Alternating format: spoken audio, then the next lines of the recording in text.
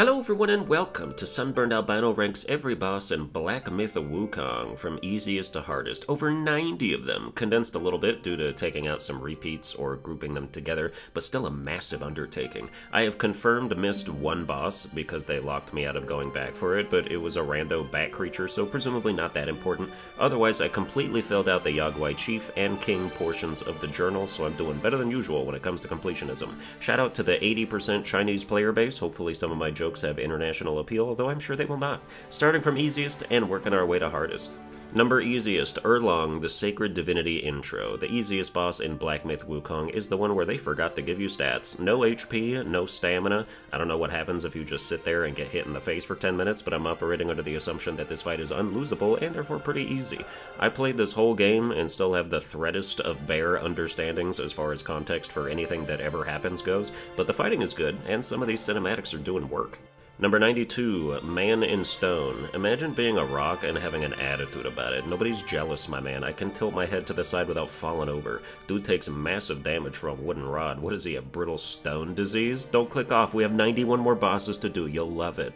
Number 91, Father of Stones. About a dozen of these bosses are just sentient rock formations, and it makes you wonder what China puts in their gravel. That said, this dude is borderline defenseless, but how come if I knock him backwards away from me, I still get damaged by his back busted open on the ground? Head smash might be a rock-type move, but it still gets the job done on this guy. Number 90, Elder Amour Worm. Amour is in the French word for love. A love worm? Can't have a journey to the west without fighting some STDs, I guess. I tried some other spirits along the way, but the Wandering White is just so good when you max it out. The damage is delicious, especially if you get lucky enough to crit with it. Number 89, Venom Taoist. I think this is the only boss in the game that people try to do as little damage to as possible. Once it breaks out of its cocoon, it's got what I would consider to be an excessive amount of arms, and you get something for breaking off at least 4 of them before you empty its HP. I instead went ham and only managed to dismember 2, which still feels like enough, but it's not. But it also doesn't matter unless you're a completionist. Number 88, Jian Long of Waves. Despite being a final chapter boss, this guy graduated summa cum laude from the University of just standing there. He spends most of the fight sizing you up like we haven't already started. You're at half health. The time for pre-game analysis is over. I was the wave in this scenario, crashing into an unmoving shore and eroding it over time as it accepted its fate. Number 87, the 4 Heavenly Kings. So at the end of a secret area in Chapter 3 that unlocks after you beat Chapter 5, you do this thing where you fight Erlong again, the dude from the intro, and if you beat his first phase, you both turn into kaiju and he summons some Godzilla minions for you to go Omega apeshit on. Sometimes there are separate bosses within phases of other bosses that I'm counting as individual bosses because if you die, you don't have to do Erlong's first phase again, so then it's like, well, you passed that one, so now this is the boss now. Anyway, the 4 Kings are easily dispatched. Half the fight is just scripted choreography of you tanking hits and reversaling bitches. You'll throw 3 punches and then the game's like, want to do something cool? And that happens like 10 times until they're dead. Also, your triangle attack heals you, so dying is difficult.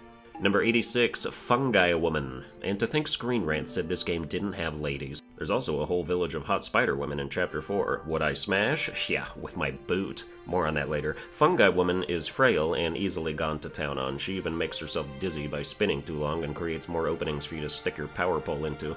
Number 85, Bullguard, the first losable boss of the game, but you probably won't. The Bullguard fight is where Master Roshi pops up and shows you how to use the Immobilize spell, which will become a staple until the endgame when a bunch of bosses don't give a shit that you just casted it, and some will even be insulted that you tried. Number 84, Zhu Bajie. My only experience with Chinese name pronunciations is back when I used to play Genshin and the English dubs didn't even get their own names right half the time, so bear with me. Our unasked-for hog midget companion has been brainwashed by a hot but disgusting spider lady, and this is our first attempt at snapping him out of it. He barely does anything, so it's an easy feat, though he just runs off at the end and we'll have to whack him again later. Number 83, Gray Bronze Cart. One of several carts you fight. This one is immobile, so it's easier to deal with, and the gold needle item shreds through its defense. This may or may not work on all of them. I had the fire resist thing equipped for most of this chapter to walk on lava, so I didn't take advantage of the needle on anyone else, but I am loving this damage output. Number 82, Taoist Me. Betrayal is a dish best served by somebody who isn't a complete pushover, and this man is way out of his element. He had us running around killing his colleagues and delivering him eggs just so he could tap into their power himself. My question is why you want to turn into a walking centipede in Phase 2 who is a basic enemy in the chapter with no strength to speak of. Like you're warping your humanity to become weaker? I think you've lost the plot. That's like if Thanos snapped and instead of eliminating half the population, it just turned him into Hawkeye. Number 81, Non-Pure. Speaking of Thanos, this dude's actually wearing the Infinity Gauntlet right now. Unfortunately for him, it's a bit fragile, and the weight of his hulking frame hitting the floor shatters it to dust. Not much to say about this one, just a monk who eats a truckload of chow mein every day. Number 80, Pale Axe Stalwart. This is a fight where the environment can do a lot of the work for you. Flaming archers are out here peppering the battlefield with feminist propaganda. It's enough to make you wish you were quarantined in isolation like during COVID-19. What else do they tell people not to say while they cover the game? Oh yeah, fuck other influencers or players, just all of them. Decrying offensive language is retarded. Speaking of politics, don't vote in November, or do, whatever. This whole game is violent, so I'm not sure how I'm supposed to avoid that one. Subscribe to my OnlyFans, especially if you're an empowered woman fighting the patriarchy. No fetishization. My brother in Christ, your game's got people boning foxes and spiders. I'd like to instigate negative discourse about that shit. I'll respect their final bullet point, though, and won't bring up Taiwan, or the Uyghur population, or the sweatshops, or Tencent, or Winnie the Pooh. Never tell people not to talk about something, especially if that people is Sunburned Albino. Number 79, First Prince of Flowing Sands. After killing the rest of his bloodline, the animalistic Psycho Prince is the final head on the chopping block, and despite being ferocious, he doesn't really do much. He's pretty passive, which makes it all the more difficult to get him to break the middle of that Buddha wall that leads to a little secret area. But if you can't get him to, you can use the Wandering White Head Slam in the right spot to achieve the same effect. Another reason why I never took that spirit off in case it was necessary for other areas, though I don't think it is. Number 78, Ba Li Ga Long. The first of many frogs who all share variations of the same name. This one is the most basic and the earliest one you fight. It's got no element associated with it, doesn't do much damage. It's basically Eevee, and all its counterparts are evolutions. Number 77, Earthwolf. This is another boss that is weirdly passive. He kind of just lets you wail on him and occasionally charges around. I get the earth part, but nothing about this creature screams wolf to me, although it's got the same shoulder bash attack as the ones from Elden Ring, so maybe wolves are just different in Asia and we got the shitty ones. Number 76, Stone Vanguard. More rocks come to life. People think you're weird if you have a pet rock in America, but in China they're more like dogs, except you can't skin them alive and eat them. Number 75, Yellowbrow. This sounds like a slur, but it's his real name, I promise. You fight Yellowbrow twice, but this first time is a cakewalk preamble to getting stuffed in a Sano's sack, where you then have to fight an enraged macaque. That's a separate entity though, so it's down the line. Yellowbrow is more interested in talking at you than fighting, and if you die to the macaque, you don't have to fight this battle again, which is nice. Number 74, Flint Chief. As long as you have that fire retardant thing equipped, I said retardant that time, the lava is a non-factor. The issue with big, oddly shaped bosses like this is that oftentimes the game just whiffs your heavy attacks. It's so annoying. You go through all the trouble of building up focus, and the boss is literally just standing there, and you unleash your massive slam on the ground in front of it for no reason. That's usually like 10% of a health bar of wasted damage. That adds up, and it's definitely lost me battles before. Number 73, Poison Chief. Same thing, only poison instead of fire, though the Poison Chief gets some credit for being really gung-ho about scattering toxicity everywhere at all times, like a 15-year-old with an anime profile pic. By now you should have the gourd soak that cures all status ailments when you drink it, so that helps. Number 72, Fuban. The only downside of this boss is that it takes forever. Fuban is a giant sand beetle who likes to play hard to get and only responds to ancient Chinese dubstep. When he breaches the surface like a beached whale, you can attack his arms and just dodge the intermittent swipes, but yeah, make sure there's nothing else on your calendar for this one. Number 71, Guangmo. We're still in the not particularly difficult phase of the boss ranking, but this guy did at least kill me once. He's a projectile spammer and snake charmer and the first guy to inflict poison, which I'm not sure if you can cure by that part of the game. Not that it matters too much, because you can just tank it. Poison doesn't do too much damage too quickly, so it's not a huge factor. Number 70, Ling Shuzi. Now this is a wolf, or a really buff weasel. Aesthetically, this is one of my favorite bosses. Black Myth Wukong has a lot of really cool and unique fights. This is more cool than unique, but still good. This also introduces these sort of cutscene combos, where some bosses have these attacks that don't look very different from regular attacks, but if you get hit, you get launched into this inescapable combo, or grabbed and tossed around. I feel like it's hard to tell which moves are the cutscene moves sometimes. I still wish this game had a block button. Also ranged attacks. There's an archer on a cliff 10 feet above me, and I can't hit him without going around a giant coliseum and up 2 flights of stairs to drop down to where he is. Nah, just give me a goddamn bow. Number 69, all other frogs. The evolutions are all here, and while some of them went down in less than a minute while others provided more of a challenge, I'm still grouping them all together because it's what they would want as a family. Particular shout out to the poison frog for being a bitch for no reason, as well as the frog in Chapter 6 that comes with his own archery contingent that interrupts your attacks constantly was so fucking annoying, and the ice frog in Chapter 3 because any enemy that does chill damage can randomly destroy you out of nowhere because you'll get frozen to the spot and mollywopped before you can break free. Number 68, Buddha's right hand. If this is the Buddha's right hand, I don't think I need enlightenment anymore. We can forego the meet and greet, I'll just go back to being ignorant. If you had the sneaking suspicion, based on our environment, that this hand was attached to a disgusting bug, congratulations, you've earned a cascade of poison vomit and permanent trust issues. I'd hate to see what the left hand looks like, though I think it would have been cool if they did like a master hand, crazy hand type of deal, like in Super Smash Bros. Melee.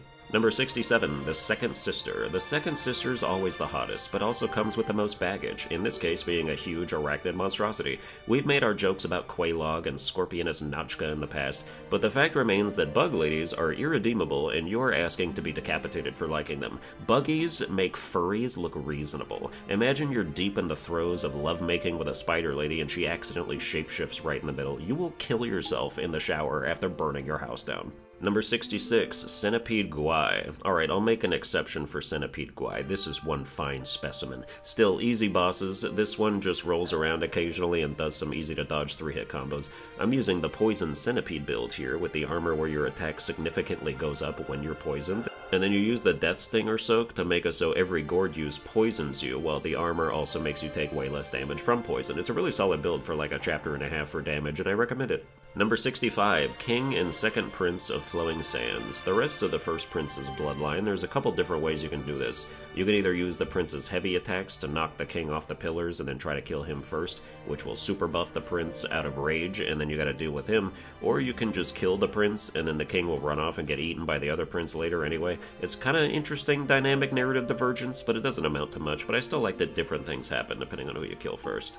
Number 64, Gore-Eye Taoist. I'm not a gore guy. I don't like blood. Whenever enemies make that their whole personality, you can just tell they weren't raised right. People spraying blood everywhere is just as vile, if not more so than poison, especially if they have AIDS. Number 63, Mother of Stones. Both mother and father are useless, but at least the mother has some helpers trying to protect her. It's best to dispatch them as you see them, because if you try to focus on the mother, you can get stunlocked by her fetuses if there's too many around. Number 62, Captain Kalpawave. This boss exists because someone was like, yeah, make him human from the ass down, but with the leg structure of a goat, and then the top half can just be a fucking mess. Every step is a hitbox with this guy, and he's another blood lover, but it's not hard to dodge his infrequent attacks. Number 61, Old Ginseng Guai. This dude's really upset that you've been systematically uprooting all his brethren throughout the whole game just to not even use them to make medicines. Am I the only one who barely messed with buffs? Not because they're too good or not good enough, I just have a real issue seeing temporary boosts as worth pressing the button. It's sheer laziness. He lays down roots and makes traversing near him super low, but you can just back away and wait for him to come to you. Still not difficult. Number 60, Mother of Flamlings. I hope you brought your fire resistance, because this mother brought her whole extended family. It's going to be a bullet hell of non-stop fireballs, and every time you kill a flamling, another takes its place soon after. Did I mention getting hit by a single fireball is enough to ignite you? Or at least it is if you haven't invested anything into your 4 Bane's resistance like me. I'd rather build crit than resist fire personally, but fights like this sure punish you for it. Number 59, Yellow-Robed Squire. This guy thinks you killed his brother even after you were kind enough to sober him up, but then after the fight, he's like, hell yeah, that was awesome, and just forgets his initial suspicions. If I thought someone killed a member of my family, them beating my ass would not exonerate them, in my view. Number 58, Guangxi. Some of the earlier fights are more difficult just because you don't have as many options to deal with them. This guy's moveset isn't all that, but there's no cheese factor to help you out. It's fine as a standard boss. I might have died once to it, I don't remember, but beating him gives you your first transformation and sets you off on your newfound path of straight-up cheese. Crazy that tools like this exist in the game that basically give you a free health bar of invincibility while you can build up status effects or damage on the boss that you'll initially view as, oh wow, this is OP, maybe I shouldn't rely on this, but then you get to the late game and you're like, transform, and it doesn't even help that much. Number 57, Erlong Shen. This is the third phase of the secret Erlong fight after the 4 Heavenly Kings, where you're back to King Kong form and duking it out with Shen's super fat-ass lion form. This is a decent bit harder than the Kings, because Shen does major combos that can melt HP if you don't dodge enough of the hits and build up enough focus to heal, but it is still pretty mashy, and you should be okay if you intersperse some dodges in there, and maybe even use the stone skin from time to time. Number 56, Macaque Chief 1 and 2. I think you fight this guy too many times since it's just an ape with a sword, though he has some cool monkey moves with his feet and tail and stuff. You fight him twice, and then at the end of the chapter you fight a more powerful version of him where he uses blood. Yay! Standard boss these first 2 times though, no analysis required. Number 55, Giant Shigandang. At first, this boss was pissing me off. He's got giant arms, and if he ever crushes you with one, you just die instantly, even if it's not an attack. Even if he's just repositioning his arm, and he lets it hit the ground, and you're on that ground, you're dead. And there's no perfect dodging that, because you'll still be under that arm, and dead as a result. Eventually, I figured out that you should just hang out at the edge of his swipe range, and wait for it to do a double arm slam, and then when it does that, you have time to run in there and chunk up the blue crystals on its arms to do extra damage. It's just very annoying to make a mistake on this boss, because it means you're dead, and then you have to fly too long of a distance back to the boss, while making sure his roar doesn't knock you off your Nimbus cloud from too high up and kill you instantly that way too. Can I just say that I fucking hate roars? Stop damaging me. You're a roar. I have headphones on. That shit is not that loud. I should not be staggered by a roar where I'm shaking and crying and can't move until you're done shrieking like a bitch like, oh man, I was destroying you, but then you made a loud noise and now I'm scared. Help. It's so stupid. Number 54, Flint Vanguard. You may think we discussed this boss already, but no, that was the Flint Chief. This is merely the Vanguard, of which there are about 20. Tiger Vanguard, Stone Vanguard, Tiger Vanguard with quotes around it for some reason, which is a separate entity. Yeah, the Vanguards are vanguarding, but they all follow the same. This is basically Stone Vanguard plus the Mother of Stones, where the helpers are the issue, but also the boss does some stuff. Always thin the herd, or you'll get clipped to Kingdom Come. Number 53, all other carts. They're all basically the same, mobile or otherwise, probably just as easy as the first cart, but I didn't have the needle equipped for these ones, so they took longer, and some of them have actual combos. You've got Crimson Silver, Brown Iron, and Rusty Gold, nothing I'd put in my interior design palette. You get a nice Maroon Purple combo going though, and we'll talk. Number 52, Shigandang. I like this one better than the giant one because instant death doesn't lurk around every corner. It's still a big rock boss though, which means all your charged heavy attacks are going to miss for absolutely no reason as it sits there and looks at you. When you internalize the timing of the delayed quakes after certain attacks, it becomes a lot more of a breeze. Number 51, Elder Jinshi. The Wandering White is a bitch and a half, as evidenced by the fact that it hasn't come up in this list yet, but the follow-up of Elder Jinshi is actually a bit easier because you've basically got infinite healing as long as the little dudes are walking around. Halfway through the fight, he'll float in the middle and you have to play a tower defense mode of hitting all the zombies before they can get to him and restore his HP. Otherwise, it's just the Wandering White again, but with health support on your end. Number 50, Red Long. Apparently you can make this fight take less time by doing enough damage to the explosives on the dragon's back so that they blow up and kill him quicker, which would involve moving around to his backside whenever he's downed instead of attacking from his belly. Even without focusing on them, I was still able to destroy them with about 20% of his health remaining, and it just deleted all of it to where he only needed one final tap. Easy dragon, he can hit decently hard, but you have lots of time to heal between attacks. Number 49, Black Bear Gwai. As the final boss of Chapter 1, Black Bear Gwai is a tanky mofo, and a slippery one too, as he fades into mist and dashes back and forth across the screen at delayed intervals to blindside you. The fact that he does this after a boss who also does that makes it even more annoying, and it took me a few tries to not get clipped by it half the time. Number 48, Non-Void. This is the hunter from that Robot Chicken sketch at the end of Chapter 2 where the guy rescues the wounded fox, but then dreams about it turning into a naked lady, so he pounds her and makes a whole family, but then 40 years later she turns feral and kills everyone. So when he wakes up from the dream, instead of nurturing the fox, he just kills it and wears it around his neck. I was so upset watching that shit, like, bro, you had a dream. Could you at least wait to see if the fox turns into a naked lady IRL before you whip out the cleaver? People in ancient times were so triggered by dreams, as if it's not your brain just farting into a microphone for 8 hours to kill time while you sleep. Even if the fox did become a naked lady, what's stopping you from living through 40 years of happiness and then just being prepared to stop that fateful day? Don't throw the baby out with the bathwater, my man. There were still good times to be had. Spider ladies are disgusting. Fox ladies, on the other hand, what's the worst case scenario? She shapeshifts during sex and I finish even harder? I'm just kidding. But yes, I feel very justified avenging a fox spirit whose only wish was to get railed into motherhood. Number 47, Black Wind King. This is the other boss before Black Bear Gwai that enters the mist and darts through you over and over. There's an audio cue right before he jerks that signals you to dodge, so just listen for that. Otherwise, he's got some combos and you just have to play Black Myth Wukong until he's dead. Number 46, Tiger's Acolyte. I have no idea who this man is, just a guy we met on a bridge while we were trying to cross a bridge, and then he said, "You're not crossing this bridge." Almost no impression left on me. I feel like I played poorly and still beat him first try, so not that bad. Number 45, Black Laong. I really like this battle. This is a dragon, according to people who haven't looked at a dragon in a while. Must be the special subspecies of pig dragon. That bacon probably tastes mythical. He's got normal thunder strikes, but the main course is when he starts pounding the ground rhythmically and sending out these shockwaves, which can be dodged one of two ways. You can either alternate jumping and dodging, which is slightly faster than repeatedly dodging, which is too slow, and feeling like an absolute badass in the process, or you can find that one little boulder in the arena and stand on it, which will make Black Laong waste an awful lot of time accomplishing nothing. Sometimes you can get unlucky and he'll start the pounding on a raised hill where the elevation of the ring screws you over, but generally I think this boss is neat. Number 44, Tiger Vanguard. This boss's name is in quotes, like they're being sarcastic, like, yeah guys, this is totally the Tiger Vanguard, trust us. He blocks you on the way to fight Fuban, and it just feels super pointless to be fighting a quote-unquote Tiger Vanguard when chronologically we just got done fighting an actual Tiger Vanguard. Also, he's another roarer. Ow, my ears, I guess I'm dead. Number 43, Kong Jin Long. There's a subsect of bosses in this game that are notable because you'll be fighting them, and the whole time you're thinking to yourself, can you get the fuck over here? Shout out to Black Myth Wukong for having no ranged attacks. As aforementioned, I love staring up at a dragon with no recourse like I'm being timed out in a fighting game. You ever accidentally immobilize an enemy while they're up in the air? Gives you time to think about your actions and reflect on your choices. Not a hard boss, just annoying to reach. Number 42, Commander Beetle. Since there's so many disciples milling about, I find it appropriate to start this fight off with the Strand clones and let them take some aggro from the crowd. This is another tool that in the beginning you'll think is cheap and OP, but as you get towards the end, even if you fully upgrade it, it's just like kinda helpful. Eventually, if you don't embrace at least some level of cheese in this game, you're just not gonna be an effective combatant. Whether it's transformations, or chugging tonics, or Strand cloning, or summoning giant tornadoes that stagger bosses for 30 full seconds, the bosses were built around the availability of the tools, and you'll be weak without using at least some of them. This boss is nothing special once his minions are gone, though.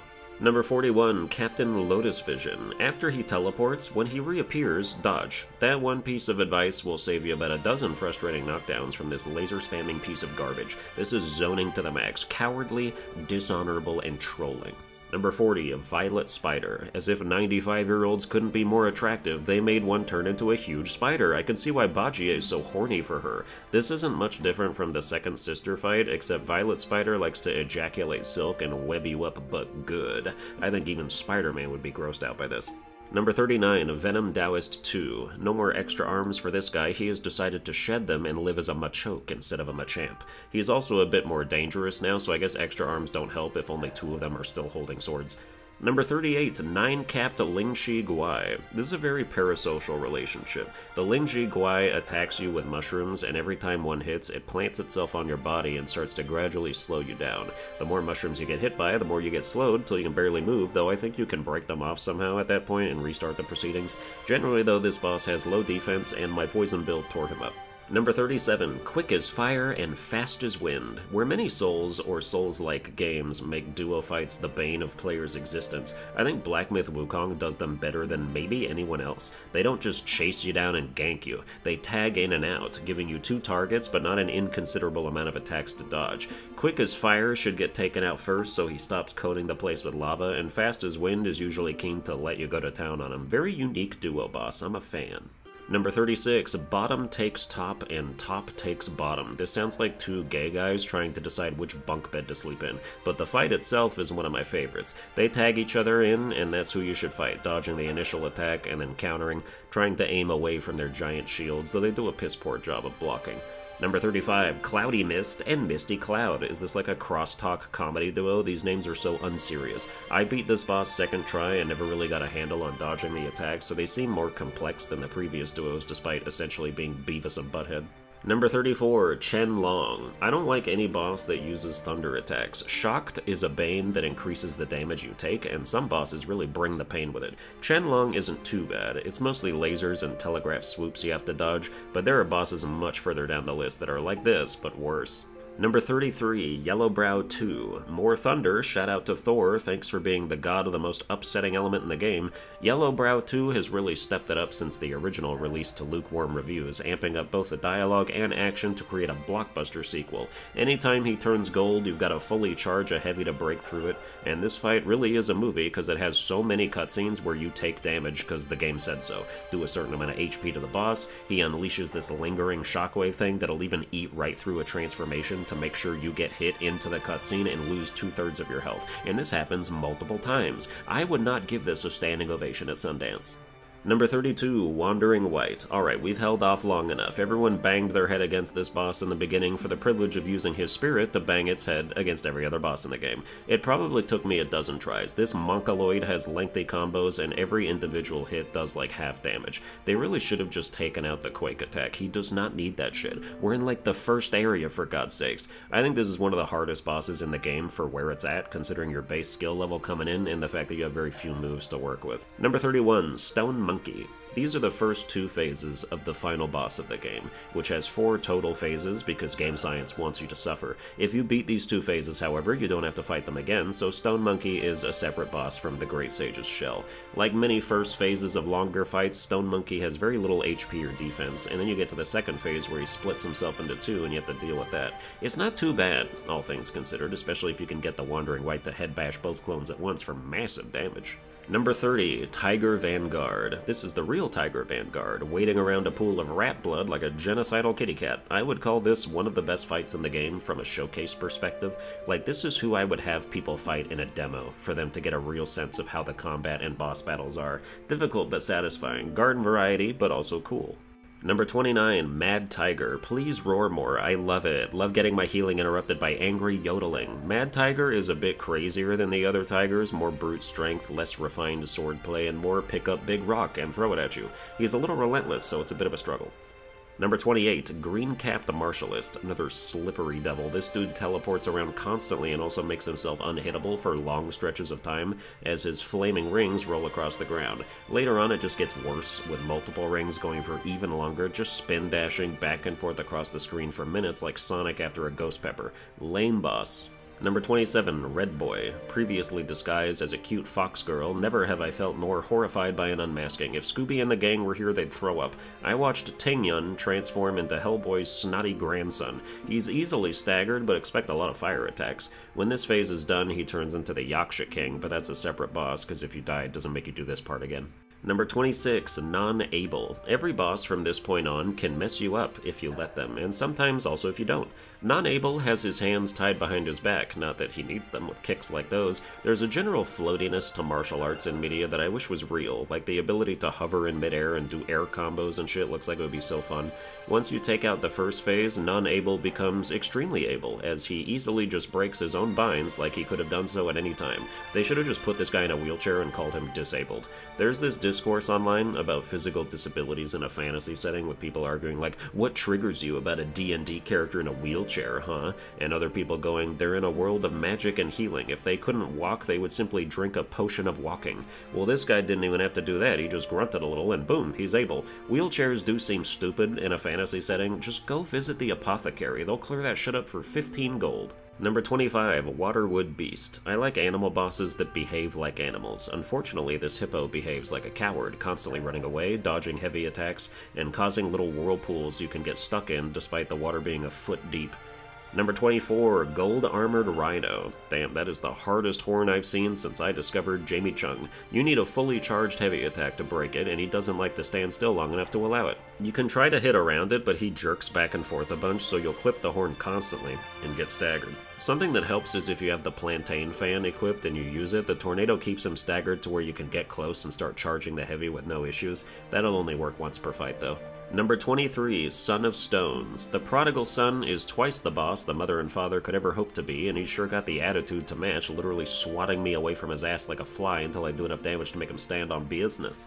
This wouldn't be much of a fight if not for the fact that he has the single strongest lightning attacks in the game. He charges up this massive thunderstorm, and that bolt would eat 75% of my health. As long as you stay topped off, you're not in real danger though, but kill him fast enough that he doesn't have enough time to pull that move off too much. Number 22, Monk from the Sea. Anyone who does chill damage is on my naughty list, and not the good kind. Monk from the Sea builds it up like no other. Mid-dodge and you're frozen. Trying to heal, you're frozen. That chill bar is just constantly ticking upwards, so you want to equip stuff that counteracts that. Number 21, Jubajier 2.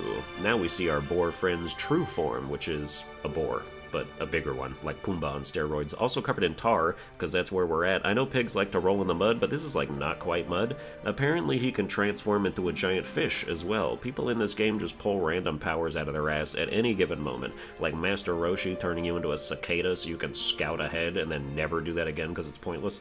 Number 20, White-Clad Noble. The first two-phase boss fight of the game, this is your first real non-optional roadblock. I was playing alongside 3 or 4 other people in voice chat, and we all took at least 4 or 5 tries to get this man. He's agile, combo-heavy, and his second phase just makes him more agile and more combo-heavy. While revealing him to be a serpent, like I'm supposed to be impressed, I'm literally a monkey. Half the bosses I fight are weird fucking creatures. Your tail's not blowing my mind. Number 19, Yellow Wind Sage. I hated this boss. I fought him when I still had like half of Chapter 2 to do because there's so many goddamn places to go. Playing this game as a content creator trying to find everything was a nightmare. Every path leads to 5 more branching paths. It's virtually impossible not to miss stuff. I'd finish a chapter after 14 hours and they'd be like, well done, you found 2 out of 6 meditation spots. Like, oh my god, there is such a thing as too much content. So as a result of that, I didn't find the accessory that helps you with the Sage until after I'd already beaten him, which is that thing that makes it so you can't be sucked up by tornadoes. In the final third of the fight, that becomes very relevant. The amount of times I'm trying to do a combo and the sand tornadoes just whisking me off into the sky like Dorothy, I was begging for a house to drop on this asshole. Number 18, Non-White. Kotaku's favorite boss. Non-White is a jack of all banes, focusing mostly on poison and chill just to really piss you off. He's low-key tricky. I beat him first try, but I wouldn't feel confident in my ability to do that again. Like, thinking back, I don't remember a single one of his attacks. Can you believe we're finally in the top 20? How long has this video been going on so far? Because we still got a ways to go. Is this the biggest boss ranking of Sunburned Albino's career? Could be. Number 17, Captain Wisevoice. Who's the next boss? Lieutenant Soundsmart? This boss is a lot harder than Captain Kalpawave despite their similar shapes, because Wisevoice takes a lot less damage unless you're in Berserk mode, which is a state that randomly fades in and out of being during the fight. He's got a lot of AoE action, especially this one attack that coats the floor in a laser grid that you must find a gap big enough to stand between. It's a war of attrition, as you'll probably use all of your gourd uses by the time it's over with. Number 16, the Dusk Veil. I feel like I was fortunate to beat this two-phaser on the first try. Similar situation to Non-White, where it probably wouldn't go that well on a rematch. Unlike some other two-phase bosses, both phases are decently tanky, so the first isn't just a freebie to get to the second. But sticking under his legs and dodging stomps isn't a big undertaking, you just have to watch out for everything else. Number 15, Cloud Treading Deer. Okay, Ancestral Spirit, I see you. Even got the same triple jump attack. Ancestral Spirit is my favorite Elden Ring boss, and this one just adds a second phase to it that turns it into this corrupted, rotten husk.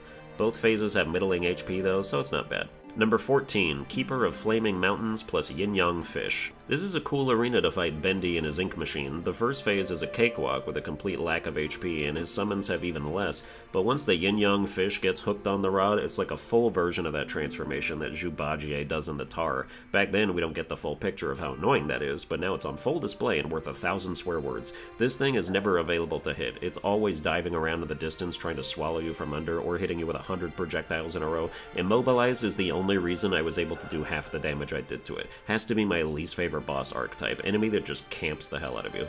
Number 13, Bloody Macaque Chief. A romp with a monkey that takes place in the sack. This is how a lot of diseases made their way to humans. This is the final form of the macaque you fought twice already, but now he has illusory techniques and blood blade beams to make your life hell. Your best friend Bajier is there to not help in any measurable way, so that's neat. The amount of times he would initiate his healing spell, only for me to be dead already, was more than once. Number 12, Kong Jin Star. This is the first woman you will encounter in the game, and she is already mad at you. She's a formidable foette, Jane Fostering your ass with lightning and big AoEs and combos. I beat her first try, but it was a giant struggle. I was on the ropes for most of it and just barely scraped it out, so I would not look forward to fighting her again. Number 11, the Scorpion Lord. This is probably the most basic, hardest boss in the game. Like, no frills, no tricks, just a guy with some combos that are plainly difficult to dodge and will kill you outright if you perform badly. You're also liable to get poisoned on any random hit because it's a scorpion, but that's really not the issue. His combos are just so quick and devastating that you have to be locked in. I'm using Centipede build here, so there's nothing he can do to me that I'm not already doing to myself, but I still got my clock cleaned 4 or 5 times before I pulled it out. Number 10, Emerald Armed Mantis. We're now in the top 10 hardest bosses in Black Myth Wukong, and we finally got an actual reason to turn into a cicada. It's to shrink down into Bajie's gullet to stop a praying mantis from slicing up his innards. That thing is on a mission. It flew up in his mouth, got straight down to business, cutting and piercing everything it could see.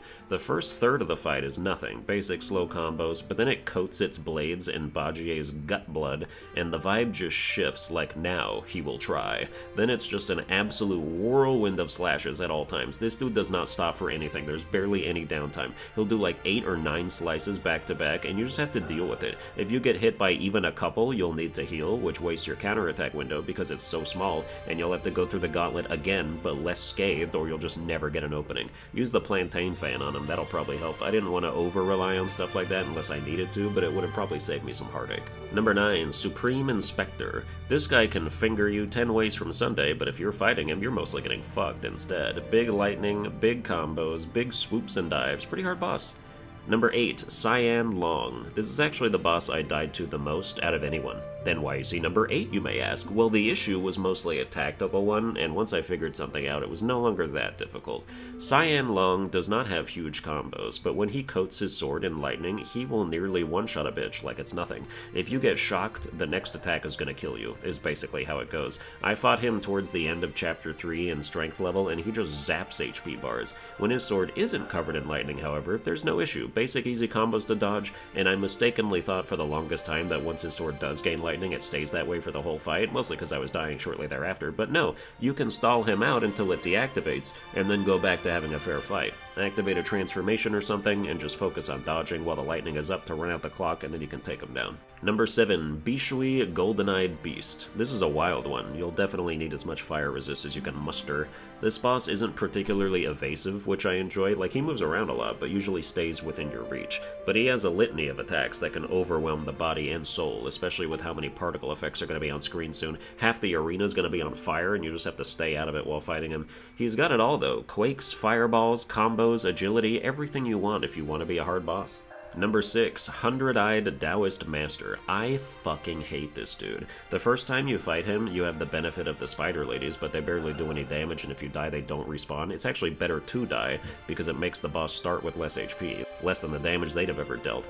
But here we have a classic case of big target who somehow doesn't get hit by half my attacks. You are going to whiff more than a kid with no arms in the batter's box. It's not just heavy attacks that will inexplicably not land. Half your light combos are just getting ignored by them swinging between his legs instead of hitting pay dirt. I'd have beaten this boss 4 tries ago if my attacks would just work. You can see the missed damage add up in real time. Late into the fight, he becomes the god of time and space and sets up Trick Room like a slow bro, where my usually quick and agile self is now running at half speed and dodging like I just spent 3 hours at a buffet. Apparently, if you have the needle accessory, you can use it to deal massive damage during this phase, but that's a hidden item that I don't even remember how I got later on, so of course I didn't have it when it actually mattered. There is so much secret shit in this game, you will scream at all the stuff you missed when you go back through. Number 5, Yaksha King. Tell me why Bajie is all gung-ho when the fight starts, like, you know you can't do this alone, and then as soon as you deal like 30% damage to the boss, he's like, I don't want to be responsible for taking out a bloodline, I'm going to leave in the middle of a fight like a fucking bitch. What the hell is the point of that? You're gonna leave right when all the boss's attacks become bullshit? Once the blades on his elbows start go-go gadgeting is such a nightmare. He's got this combo of horizontal and vertical slashes that are so specifically designed to demolish your sense of dodge rhythm that you can just see the devs at work behind it. Like, these are attack timings that are so unnatural, only a developer would have come up with them. No IRL person would ever fight like this. It's like Laxasia's 9,000 uppercut combo from Lies of P. It fully takes me out of the situation and reminds me I'm playing a video game where the goal of the boss design was to aggravate the player base. Possibly my least favorite boss in the game. Maybe not as much as Hundred-Eyed Taoist Master, because I can actually hit this boss, but it's close. Number 4, Yin Tiger, your favorite blacksmith. Yin Tiger can be challenged to a duel, and he really does not like it when you try to immobilize him. The only saving grace of the fight is that he doesn't do as much damage per hit as he definitely could, but he's another non-stop attacker that you'll be floundering your way through if you do manage to beat him. He's optional anytime after you unlock the hub area, so you could just go play the rest of the game and then come back and demolish him with your OP stats, unless he scales with you, I'm not sure, but you're still gonna have a hell of a time dodging those whirlwind swings. Number 3, Yellow Long. Long. The final Long, Yellow Long, did not come to play. He came to take a third of his health and then go electrically berserk with never-ending combos. Every time you think a combo is over, you're probably wrong. He'll do this big slash or flashy dive bomb that looks like a finisher, and then he'll just turn around and swipe at you one more time to be a dick. A couple of the combos look very similar too, so it can be hard to differentiate, but the boss is fully learnable. It just takes a lot of time and failure to learn. Number 2, the Great Sage's Broken Shell, the final boss of the game. You're basically fighting a souped-up version of yourself, the mighty Wukong himself, or at least his discarded husk, but there's definitely some personality left in there if the move where he steals your fucking gourd is anything to go by. This MFer will immobilize you as you try to heal, and then literally walk over and take a sip out of your gourd before tossing it back to you. He didn't do it in the attempt where I won, so I couldn't tell you if it actually heals him a substantial amount or gets rid of one of your gourd uses, but you look at that and go, haha, good one, game, until it keeps happening in subsequent attempts, and you're like, okay, I get it, he's a dick, unfreeze me. Definitely a worthy final boss in terms of difficulty, but it comes second to number 1, Erlong the Sacred Divinity. Wasn't this dude the easiest boss? Now he's the hardest? That's messed up. In the secret Chapter 3 area that opens up after you beat Chapter 5, Erlong will push you to your absolute limit, making you use every tool in the book, except the ones that don't work, like Immobilize half the time where he'll just deflect it and send it back at you to freeze you for an eternity, super long combos that only get worse as the fight drags on, plus an inherent defensive deflection meter above his HP that lets him block attacks whenever he feels like it until it's depleted. The Plantain Fan helps a lot with that, but you'll want to be selective about when to use it since you only get one shot and the defense bar will fill up again later. My advice would be to stack up mana and use the Strand after the attack where he slams a giant axe down on you. He has a couple of HP caps where when he hits a threshold he does specific things and becomes unhittable for a while, so you don't want your clones to be wasted during those moments, so use them afterwards instead. Anything you've got that can lower or reset spell cooldowns is huge, and then popping pills like it's your last day at the pharmacy can help too. This took me 11 or 12 tries of throwing everything I possibly could at him, becoming one with cheese and wishing it was more effective because Erlong has clearly built up a tolerance for it. But that's gonna do it for this boss ranking. I hope you enjoyed it. If you did, you can like, share, and subscribe. Watch all my other videos while eating 16 bananas, and I'll see you guys next time.